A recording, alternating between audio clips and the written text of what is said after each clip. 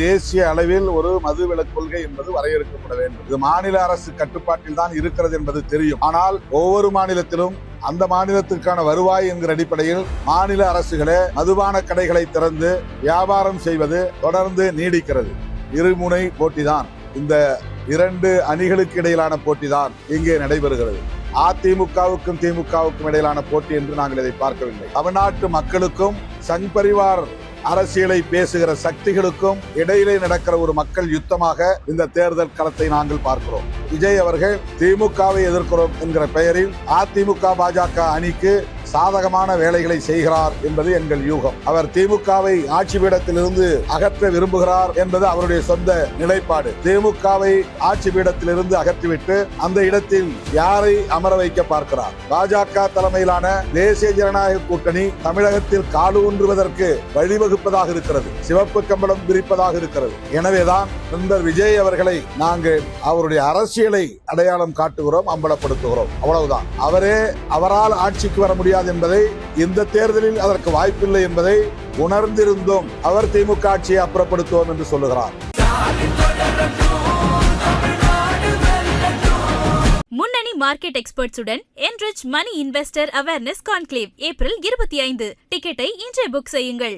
சட்டப்பேரவை பொதுத் தேர்தல் 2026 விடுதலை சிறுத்தைகள் கட்சியின் கொள்கை அறிக்கை, எலெக்ஷன் மேனிஃபெஸ்டோ.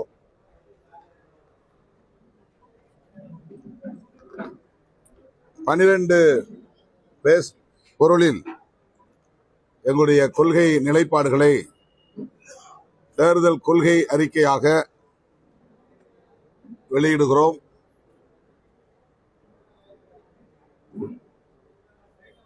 எந்தெந்த பிரச்சனைகளில் நாங்கள் கூடுதல் கவனம் செலுத்த இருக்கிறோம், முதன்மைத்துவம் அளிக்க இருக்கிறோம் என்பதை மையப்படுத்தி இந்த தேர்தல் கொள்கை அறிக்கையை வரையறை செய்திருக்கிறோம். இருமொழி கொள்கை, கடலும் காடும் கனிமமும் நமதே, விலையில்லாத கல்வியை பெறுவோம், மருத்துவத்தை அடிப்படை உரிமை ஆக்குவோம், மக்கள் தொகைக்கேற்ப இடஒதுக்கீடு பெறுவோம், மகளிருக்கு 50 விழுக்காடு இடஒதுக்கீட்டை உறுதி செய்வோம், தனியார் துறைகளிலும் சமூக நீதியை வென்றெடுப்போம், உழுபவருக்கு நிலம், இருப்பவருக்கு இடம் என்னும் கொள்கையை நடைமுறைப்படுத்துவோம், சிறுபான்மையினரை காத்திட சிறப்பு சட்டம் இயற்ற போராடுவோம், காவல்துறை மற்றும் சிறைத்துறை ஆகியவற்றை சீர்திருத்த பாடுபடுவோம், மது மற்றும் போதைப் பொருட்களை ஒழிப்பதற்கான விழிப்புணர்வை பரப்புரையை மேற்கொள்வோம், ஆணவ கொலைகளை தடுத்திட சிறப்பு சட்டம் இயற்ற பாடுபடுவோம். இந்த 15 கருப்பொருளை அடிப்படையாக கொண்டு எமது கொள்கை அறிக்கை வரையறுக்கப்பட்டுள்ளது.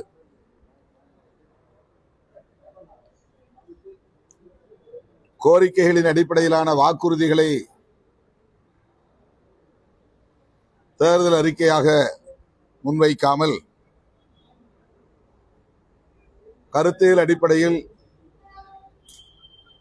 உண்மையான சமூக மாற்றத்தை, முற்போக்கான மாற்றத்தை கொண்டு வருவதற்கு எத்தகைய கொள்கை நிலைப்பாடுகளை முன்னெடுக்க வேண்டும் என்பதை மையமாக வைத்து இந்த அறிக்கையை ஒரு கொள்கை அறிக்கையாக வெளியிடுகிறோம். அது வாக்குறுதிகளாக அல்லது உறுதிமொழிகளாக இல்லாமல் எமது கொள்கை நிலைப்பாடுகள் என்ன என்பதை வெளிப்படுத்தும் ஒரு அறிக்கை தான் விடுதலை சிறுத்தைகள் கட்சி தேர்தல் அறிக்கை. குறிப்பாக டெல்லியில் கோலோச்சி கொண்டிருக்கிற பாரதிய ஜனதா அரசு, சங் பரிவார்களின் அரசு இந்த தேசத்தை 2000 ஆண்டுகளுக்கு பின்னால் இட்டுச் செல்லுகிற பெரும் முயற்சியில், ஒரு கேடான முயற்சியில் ஈடுபட்டு வருகிறது. ஒரே தேசம், ஒரே கலாச்சாரம், ஒரே தேசம் ஒரே தேர்தல் என்கிற அடிப்படையில் அரசமைப்பு சட்டம் முன்மொழியக்கூடிய பன்மைத்துவத்தை சிதைக்கிற வகையில் பாஜக அரசு திட்டமிட்டு காய்களை நகர்த்தி வருகிறது. 16ஆம் தேதி, 17ஆம் தேதி, 18ஆம் தேதி ஆகிய 3 நாட்களில் சிறப்பு கூட்டத்தொடரை அறிவித்திருக்கிறார்கள். பெண்களுக்கு அரசியல் களத்தில் இடஒதுக்கீடு, நாடாளுமன்ற தொகுதிகளுக்கான மறுவரையறை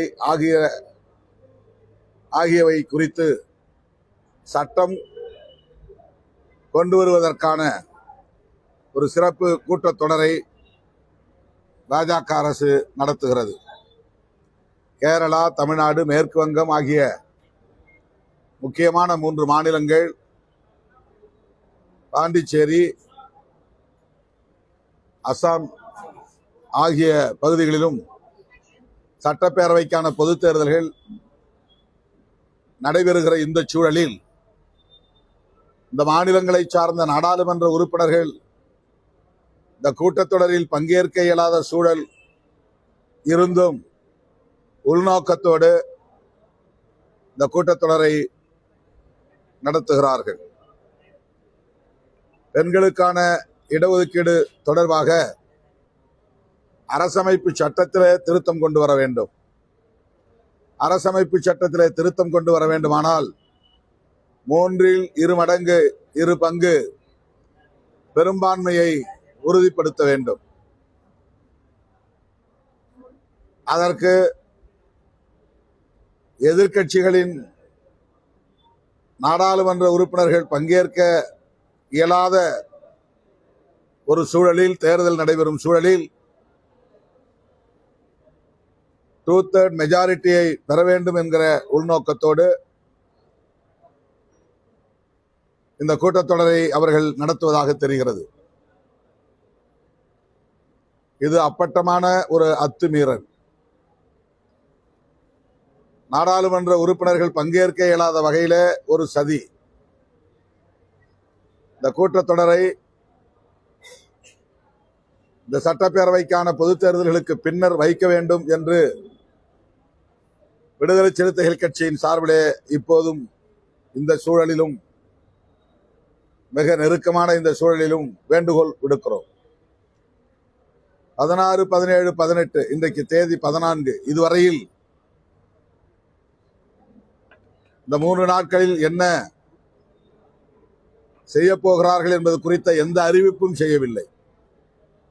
இதெல்லாம் மரபுக்கு மீறியது, மரபுக்கு எதிரான நடவடிக்கை, மரபு மீறலாகும். இடையில் ஒரே நாள் தான் இருக்கிறது. ஆனால் இதுவரையில் லிஸ்ட் ஆஃப் பிசினஸ் என்ன என்பது அறிவிக்கப்படவில்லை. என்ன மசோதாவை அறிமுகப்படுத்த போகிறார்கள்,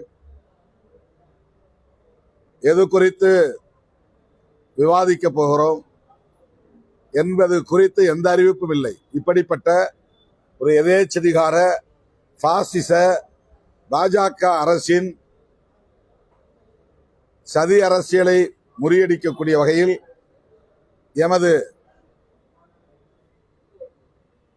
அரசியல் நடவடிக்கைகளுக்கான வியூகங்கள் என்ன என்பதை வெளிப்படுத்தும் ஒரு அறிக்கைதான் விடுதலை சிறுத்தைகள் கட்சியின் கொள்கை அறிக்கை. அதிலே நாங்கள் இருமொழி கொள்கையை வலியுறுத்துகிறோம். இந்தி பேசாத பிற மாநிலங்களில் திட்டமிட்டு இந்தி திணிப்பு முயற்சியில் பாஜக அரசு தொடர்ந்து ஈடுபட்டு வருகிறது. தமிழ்நாடு உள்ளிட்ட இந்தி பேசாத மாநிலங்களில் மத்திய ஒன்றிய அரசின் நிறுவனங்களுக்கு இந்தியிலே பெயர் வைக்கிறார்கள். ரயில்வே, விமான நிலையம் உள்ளிட்ட பல பொதுத்துறைகள், ஒன்றிய அரசுக்கான நிறுவனங்கள் ஆகியவற்றுக்கு இந்தியிலேயே பெயர் வைக்கிறார்கள்.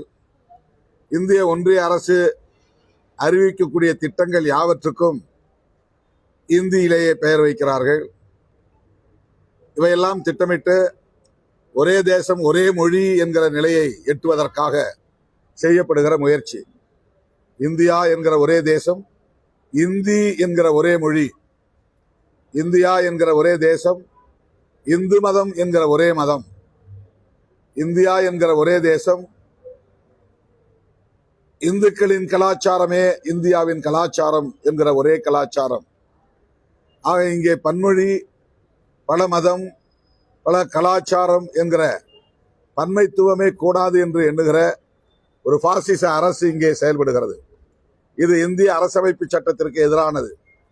ஆகவே பாசிச பாஜக அரசின் நடவடிக்கைகளுக்கு எதிராக, அவர்களின் சதி முயற்சிகளுக்கு எதிராக எமது கொள்கை நிலைப்பாடுகளை நாங்கள் எங்களுக்கான போராட்ட வியூகங்களாக அறிவிக்கிறோம். இருமொழி கொள்கையை நடைமுறைப்படுத்துவோம் என்பது.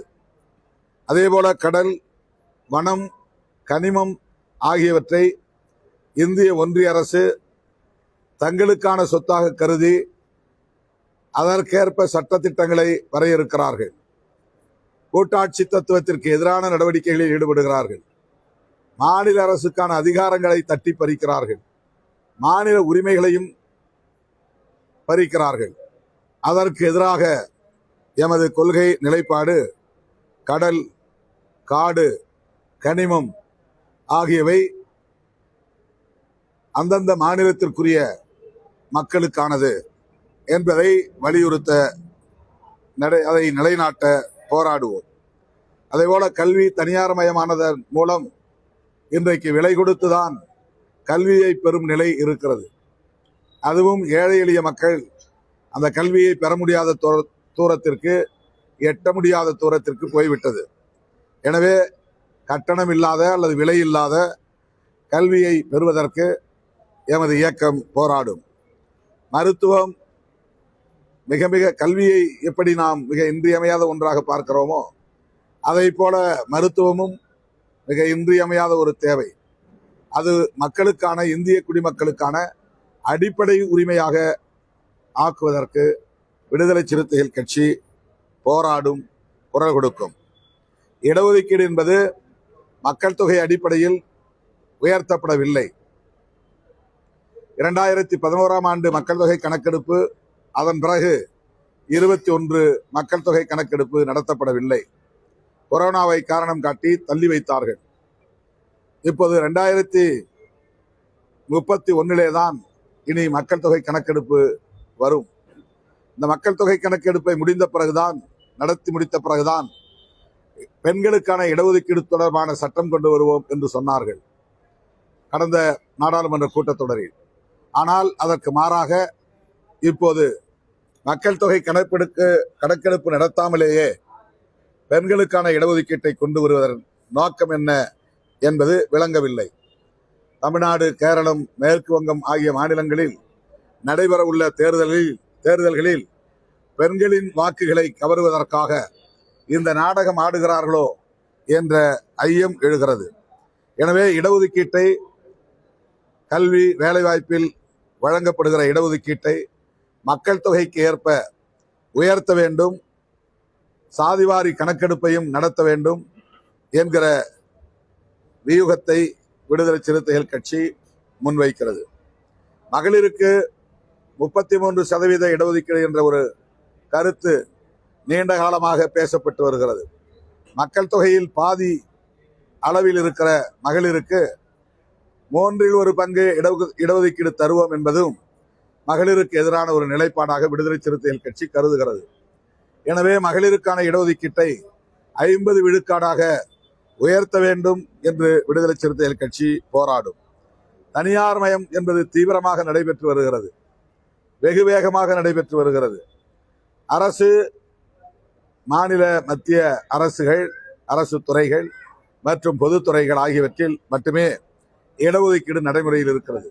இது ஒட்டுமொத்த வேலைவாய்ப்பில் 15% தான். 85% மேலாக தனியார் துறைகளின் கட்டுப்பாட்டில் உள்ளன.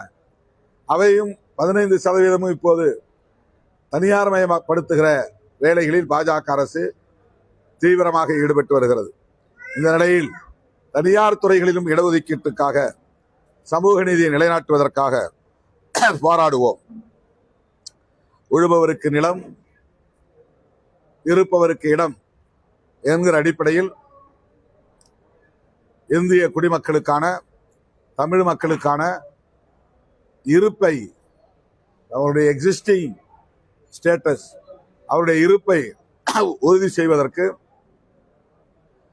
நிலத்தில் உரிமை, குடியிருப்புக்கான இடங்களில் உரிமை, சட்டப்பூர்வமான உரிமை வென்றெடுப்பதற்கு போராடுவோம். சிறுபான்மையினர் இந்த பாசிச பாஜகவின் அமைப்புகளாக உள்ள சங் பரிவார்களால் மிக கடுமையான அச்சுறுத்தல்கள் நிகழ்கின்றன. பாதுகாப்பற்ற நிலையில் இருக்கிறார்கள். ஆகவே சிறுபான்மையினரை பாதுகாப்பதற்கென்று சிறப்பு சட்டம் இயற்ற தொடர்ந்து குரல் கொடுப்போம், போராடுவோம். காவல்துறையும் சிறைத்துறையும் மறுசீரமைப்பு செய்யப்பட வேண்டும், ஜனநாயகப்படுத்தப்பட வேண்டும்.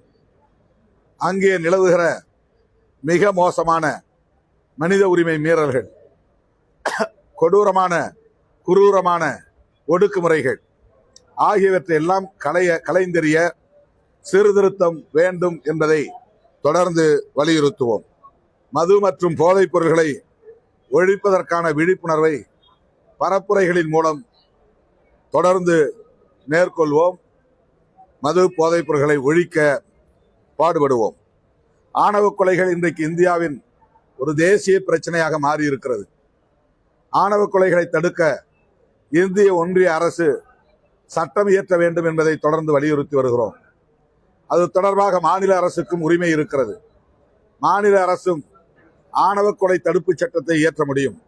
ஆகவே ஆணவ கொலைகளை தடுத்திட சிறப்பு சட்டம் இயற்ற விடுதலை சிறுத்தைகள் கட்சி அதற்கான வியூகத்தை அமைத்து போராடும் என்பதையும் ஒரு கொள்கை நிலைப்பாடாக விடுதலை சிறுத்தைகள் கட்சியின் தேர்தல் அறிக்கையை வரையறுத்திருக்கிறோம். அதனை வெளியிடுவதில் மகிழ்ச்சி அடைகிறோம்.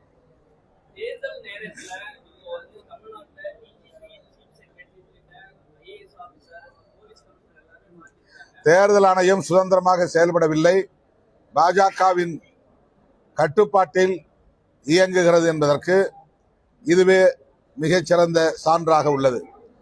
தேர்தல் அரசியல் வரலாற்றில் இதுவரையில் எந்த ஒரு மாநில தலைமைச் செயலாளரையும் தேர்தல் ஆணையம் மாற்றியதில்லை. இது அப்பட்டமான ஒரு பாசிச நடவடிக்கையாகும். தேர்தல் ஆணையம் சுதந்திரமாக இயங்கவில்லை. பாசிச பாஜக அரசு தம் விருப்பம் போல் தேர்தல் ஆணையத்தை ஆட்டி படைக்கிறது. தலைமைச் செயலாளர் அந்த பொறுப்பிலிருந்து நீக்கம் செய்திருப்பதை விடுதலை சிறுத்தைகள் கட்சி மிக வன்மையாக கண்டிக்கிறது.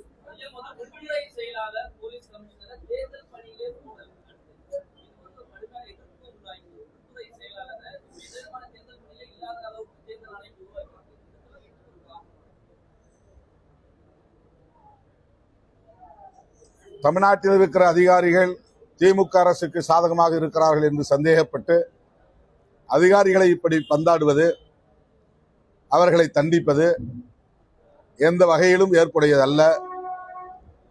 இதனை மிக வன்மையாக விடுதலை சிறுத்தைகள் கட்சி கண்டிக்கிறது.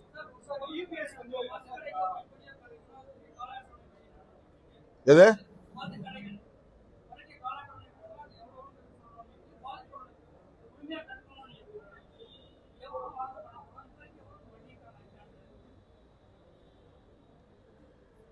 எங்களுடைய நிலைப்பாடு என்பது தேசிய அளவில் ஒரு மதுவிலக்கு கொள்கை என்பது வரையறுக்கப்பட வேண்டும். இது மாநில அரசு கட்டுப்பாட்டில் தான் இருக்கிறது என்பது தெரியும். ஆனால் ஒவ்வொரு மாநிலத்திலும் அந்த மாநிலத்திற்கான வருவாய் என்கிற அடிப்படையில் மாநில அரசுகளே மதுபான கடைகளை திறந்து வியாபாரம் செய்வது தொடர்ந்து நீடிக்கிறது. ஆகவே இந்திய ஒன்றிய அரசு தேசிய அளவில் மதுவிலக்கு மற்றும் போதைப் பொருட்களை ஒழிப்பதற்கான கொள்கைகளை வரையறுக்க வேண்டும், அதற்கான சட்டங்களை இயற்ற வேண்டும், அதை நடைமுறைப்படுத்த வேண்டும் என்பதுதான் விடுதலை சிறுத்தைகள் மீண்டும் மீண்டும் வலியுறுத்துகிற ஒரு கோரிக்கை. இப்போதைக்கு தமிழ்நாடு அரசு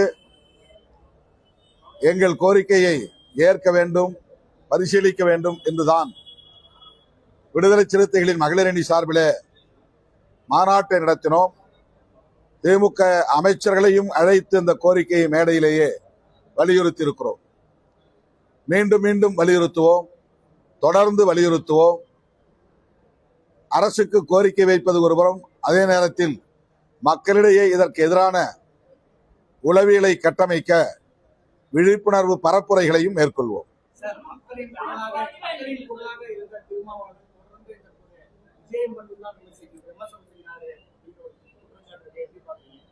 யாரு மட்டும்? விஜய் மட்டும் நான் அப்படி எங்கேயும் பேசினதில்லை. நான்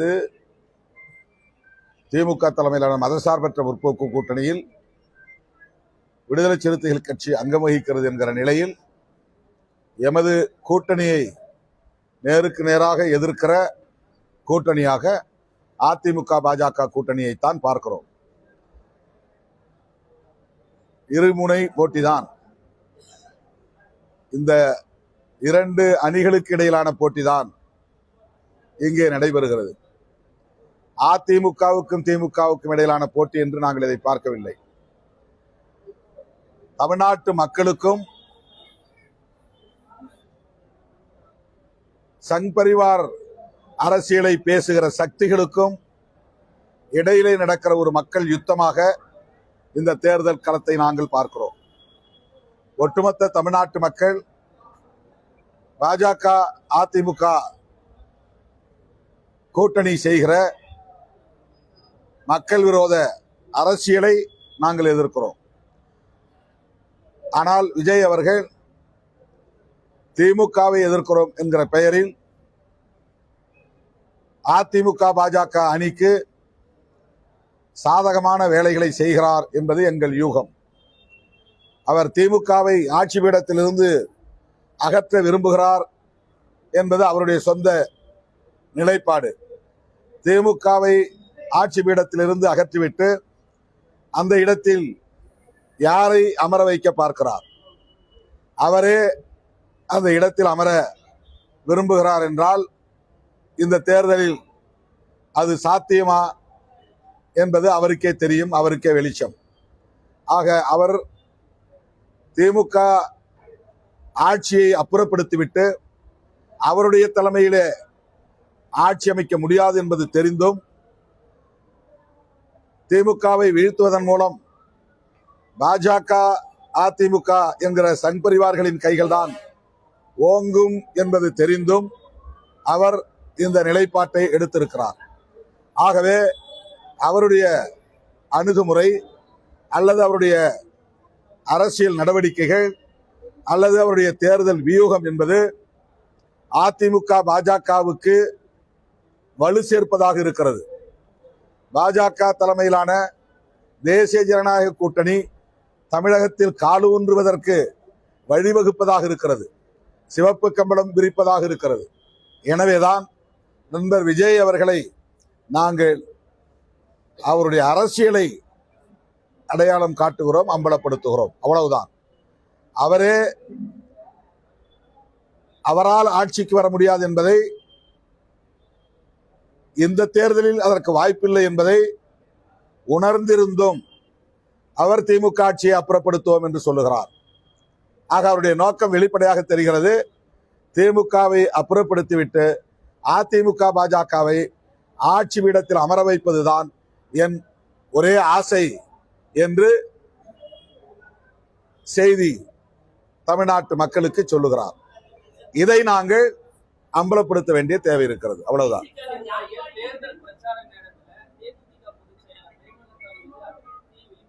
அதெல்லாம் ஒரு அதிருப்தி இல்லை. இது மீடியா ஹைப்பு. நான் அவங்களை எழுந்துச்சு நில்லுங்கிறதுக்காக சொல்லல. எங்க கட்சி வேட்பாளருக்கு மட்டும் சொல்லக்கூடாதுன்னு எல்லா கட்சி வேட்பாளரையும் நான் சொன்னேன், அவ்வளவுதான். முறைப்படி வேட்பாளர்களை அறிவிப்பு செய்வதற்காக முதலமைச்சர், கூட்டணியின் தலைவர் தளபதி ஸ்டாலின் அவர்கள்தான் அந்த மேடைக்கு வந்தார். அவர்தான் அறிவிக்க வேண்டும், அவர்தான் அறிவித்தார். அப்போதுதான் வேட்பாளர்கள் எழுந்து நிற்பார்கள். நான் என்னுடைய உரையின் போது எங்கள் கட்சி வேட்பாளர்கள் கடலூரில் 2 தொகுதிகளில் போட்டியிடுகிறார்கள் என்று சொன்னேன். அதை மட்டும் சொன்னால் சரியாக இருக்காது என்று எல்லோரையும் சொன்னேன். அவ்வளவுதான். எனவே இதை திரித்து இந்த கூட்டணிக்குள்ளே குழப்பம் ஏற்படுத்த முயற்சிக்கிறார்கள். அது ஒருபோதும் நடக்காது.